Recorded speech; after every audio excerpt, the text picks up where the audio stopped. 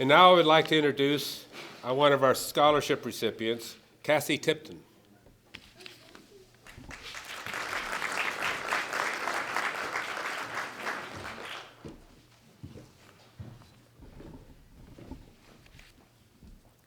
I would like to start out by saying thank you to Michelle Music and Martha Huskins for giving me the opportunity to speak here today. I would also like to thank the individuals who donated money for the scholarships that I received. It's quite an honor to represent Mayland and my fellow students on any occasion, but I'm especially grateful to be allowed to speak here today at Dream Day. Frankly, I'm amazed to be standing here in front of you today. 5 years ago, I would have not been here. I would have not been able to stand up in front of you and speak. Actually, I was having trouble standing up at all.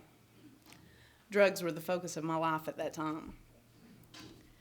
Addiction is a disease that in some way or another has touched every life in this room. Many families in this area have been rocked by the devastating effects of substance abuse. I'm sure that all of you know at least one person whose life has been completely destroyed by alcohol or drugs. Many of you probably know someone that you wonder how it is that they're still alive. Well, for my family, that person was me.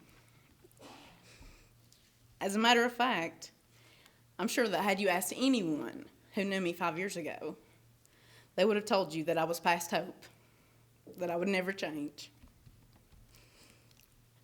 I used drugs for half of my life. I fell in with the wrong crowd when I was 17, and despite a few plateaus, my life steadily declined over the next 15 years. Upon high school graduation, I started out drinking and smoking pot. And although I had been accepted to Western Carolina University, I was unable to complete the first semester due to my substance abuse. Within 3 years, I was using methamphetamine on a daily basis. I tried to go back to school again here at Mayland, and it resulted in yet another failed attempt. I did manage to straighten up for a while when I had my 2 children, but it wasn't long before I started using meth again. I also picked up a new habit, Oxycontin. Eventually, my addiction cost me everything. I lost my marriage, my home, my car, my self-respect, and eventually my kids. I had successfully pushed my parents and my other family members out of my life as well, thus creating the perfect atmosphere for self-destruction, which is exactly where I was headed. I had long since lost hope of ever quitting the drugs. I was completely controlled by them. They were my master, and I was their slave. I cut ties with everyone I knew here in Mitchell County, and I began to use drugs with more fervency than ever before. I knew that I could not stop, so I might as well be dead. No one knew where I was. I didn't want them to know. I did not plan on coming back. On May 24th, 2011, I was arrested for selling drugs. When I was offered my one phone call, I refused. I had not spoken to my parents in 16 months, and I was not going to call them from jail. I was alone, or so I thought. You see, it was in jail that I met the one who would change my life forever, Jesus Christ. When I surrendered my heart and my life to Him, He changed me, and I've been sober ever since. God has blessed me in many, many ways. Not only did He allow me to live through my drug abuse, but He has brought restoration and healing to my body, my mind, my soul, and my family. I've been given another life with a new identity in Christ. Among my many blessings is the opportunity to come back to school. I feel like God has called me to help other people in this area who are suffering from the debilitating disease of addiction. And only with an education will I be able to be truly effective in this calling. I thank God for allowing me to come to school here. Mayland Community College is privileged to employ some of the best people I've ever had the pleasure of knowing. The teachers here at Mayland look for your potential. They build upon your strength. They see the person you can be, and they work hard to help you accomplish your goals. This experience has prepared me for my next level of education by giving me knowledge and confidence to be successful. I plan to attend Lees McRae in the fall and complete my bachelor's degree in human services. After that, I intend to further my education so that I may provide counseling to individuals in need as a Christian counselor. I'm eternally grateful for your investment in not only my future and the futures of my fellow students, but also your contribution to society as well. It is because of people like you who believe in education, and you who are generous enough to share the bounty with others that God has bestowed on you, that many of us are here today that have this wonderful opportunity to further our education. Whether you know it or not, your generosity and your support of education changes lives and makes this world a better place. 5 years ago, I was a homeless junkie, living out of a backpack. Now today, I stand here before you thanks to the grace and mercy of a loving God. Thanks to your support, your love, and your generosity, along with all the help I've received here at Mayland Community College. Happy to say that I have maintained a 4.0 grade point average as I get ready to graduate with my associate's degree in human services. I wish all of you a wonderful life, the fulfillment of your dreams, and may God bless each and every one of you. Thank you.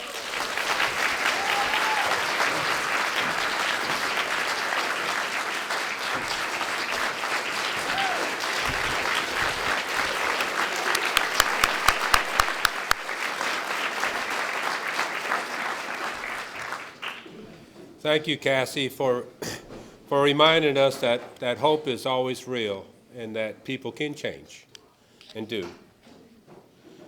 Our next student to speak is Susie Crouch. Is Susie? Susie's here.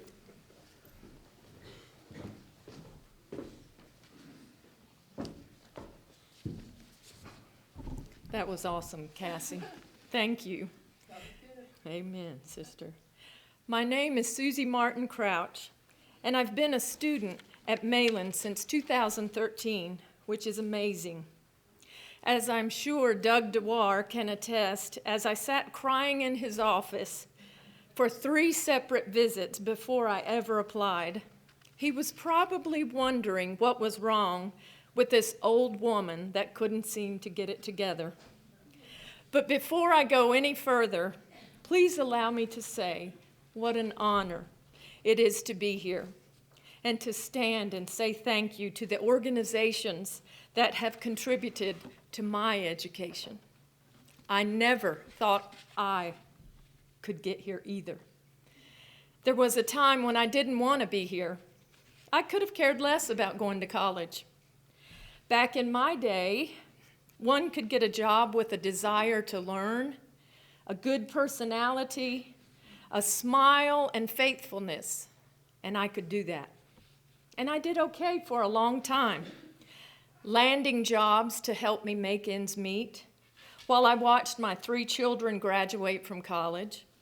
2 husbands got to complete their degree, while I took care of the home, and I worked hard to support my family. But there was always a small nagging in the back of my mind that began to whisper at me, "You need to take some classes." I fought with myself. I have a good job. Why do I have to take classes? I'm making pretty good money. But I just didn't know where I fit. I shoved the thoughts aside, but they always haunted me. You need to take classes. I felt a twinge of jealousy when others began to talk about where they went to school and when they graduated, and I tried to ignore how I felt. Could I ever go to school? Would I ever really be able to find out what it's like to work hard and make an A? Is there really a place for me? I had been at my job for 11 years in Charlotte as a nursery director. thinking I would stay there forever. When the death of my third child, who was 24 years old, ripped the rug right out from under me. He had something similar to an aneurysm, and it ruptured, and he was gone before morning. Every comfort zone that I had ever known slipped through my fingers like sand in an hourglass. I crumpled beneath a grief I thought would never let go of me. I only wanted to die and be with him. As our house went into foreclosure, my second husband moved in with his sister and left me with our 11-year-old daughter alone. Needless to say, I was devastated. How could I survive now, and what was I going to do? I moved from Charlotte, and it wasn't so easy to get a job anymore. I found myself delivering phone books and mopping floors at McDonald's. When I found a brochure in a church bulletin here in these mountains about something called the New Opportunity School for Women at Lees McRae, was this my chance? I began to argue again with myself until I finally threw that stupid mop down at McDonald's and jumped on a chance to learn again. It was only a 3-week program, free to the women that are a little bit older, kind of like me, that needed that little boost to grab onto a new life. And I really wanted a new life. I made it in the program, and I could not stop smiling, especially when they brought us on a tour to Mayland. There was such a welcoming spirit here. It seemed easy to get in. It was friendly. I began to believe that maybe I could do this. And it wasn't but just a few years ago. That's when I was struggling with this. It wasn't like you all that are young. I had fought long and hard. I never thought I could do this. When we were on our tour, I was on the edge of my seat, listening to Doug talk about this awesome place. And I was lapping it up with a spoon. Doug mentioned that we could do a personality test. And me, being Miss Enthusiasm, was going, yeah, cool, I want to do a personality test. And one of the younger girls sitting across from me that wasn't so thrilled about sitting there any longer had put a big snarl on her face and said, yeah, look at Susie being all happy and stuff. You better believe I was happy. I was so excited. I moved back in with my parents after those 3 weeks to Plumtree after being gone for 35 years. Now, that was kind of hard. That was the last thing I ever wanted to do. But you know what? Mayland became my silver lining. All I wanted to do was find out where I fit. I had to find a place where I fit. After a full year of working so hard on classes that I seemed to struggle with, I finally found Miss Judy Stevens in the early childhood department. And after a few months, the words that flowed from her lips were exactly what I needed to hear. Oh, honey, don't you worry. You're right where you belong. I was like, oh my gosh. She didn't know what that meant to me. I began to blossom. I started making straight A's. I had a reason to be at Mom and Dad's. I had a new life. I had a new chapter. And because of the scholarships that you gave me, I could still take care of my daughter, go to school for the first time without having so much stress about worrying about how I'm going to pay the bills. And I could still take care of my daughter. You have made a superior difference in my life with your gifts, and I hope to turn this around and make some special little children in my life feel just as superior. You have blessed me more than I could have ever imagined. I'm happy. I know where I belong. Thank you.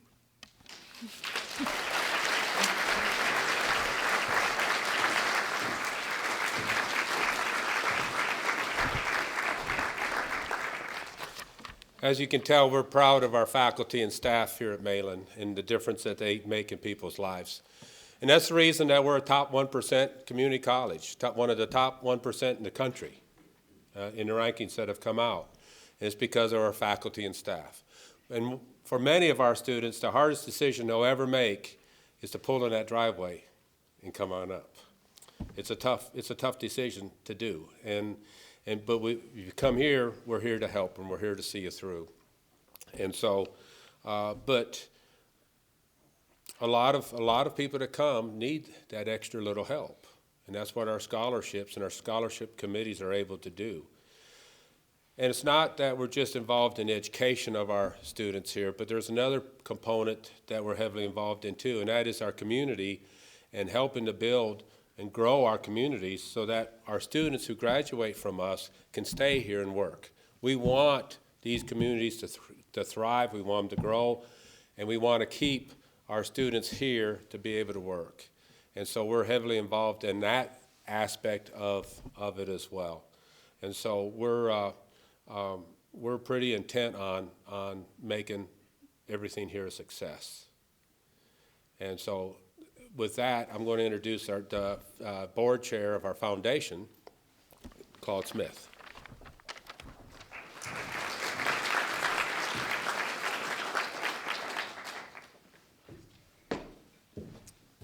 Thank you, Dr. Boyd, and thank you to the trustees, all the members of the foundation board. Our obligation, our commitment is to have Mayland Community College be the best resource possible for you, the students. Everything that we do every day is geared toward you, the students. And you know, for the students to take the kind of steps that Cassie has taken, Susie, that you've taken, and all those others who have followed the paths of making the decision to not just drop out somewhere, or if you do, you come back. That's difficult, to make that transition from, say, a high school program into a community college program that has the kind of accolades that Dr. Boyd talks about. The top 1% in the country is right here. Let me tell you, that is absolutely phenomenal. We're not talking about the region, the state, we're talking about in the country. The program here is just absolutely outstanding, and what a wonderful place to be. God has blessed us in so many ways to live in these mountains, to have this kind of environment that's here, the kind of people that are here, that you know if your neighbor needs some help, you're going to be there for your neighbor. And that's why I thank so much, not just in the courage of the students, you donors that have made this happen as well, give the opportunity for a student to come here and not have to have the kind of loan that Dr. Boyd talks about where you got this heavy debt as you leave. No, we're going to try to do all we can to make that not happen and move forward. But it takes courage. You students, I'll challenge you to when you go out, you make a difference in your community, wherever you decide to be. We hope it'll be here, but your community involvement. And give back to your community, whether it's Mayland, whether it's the church, whether it's your social, whatever. Give back, be involved in more than just work and go home. Be involved in your family. Make this a family friendly area that we have here. Make a difference, but it takes courage. Think about those who have gone before you as students and those that have gone before you as donors, who've established these scholarships, who are no longer with us. But wouldn't they be proud as they look down to see what we are today? And that's where the courage comes in. It doesn't take a lot from individuals, but it takes a lot of individuals to make the difference.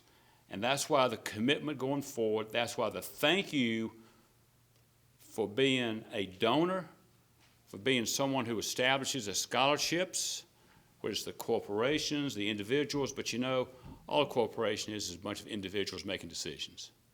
And that's what it is. So the individuals who have made the decision to create an environment here to encourage the students to go out, to do great things.